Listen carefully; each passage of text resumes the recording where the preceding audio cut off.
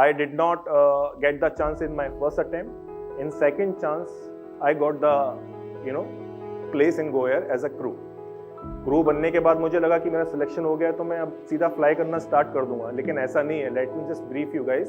Crew बनने के बाद आपको 3 महीने का और ट्रेनिंग करना पड़ता है. वो ट्रेनिंग होता है DGCA का, director general of civil aviation. Because most of the people का थिंकिंग है अगर आप क्रू बने तो आपको फ्लाइट में जाके सिर्फ सर्व करना होता है tea coffee. Even the customers जो फ्लाई करते हैं उनका भी यही परसेप्शन रहता है कि क्रू का जॉब सिर्फ टी कॉफ़ी सर्व करना है या सैंडविचेस सर्व करना है, जबकि ऐसा नहीं है.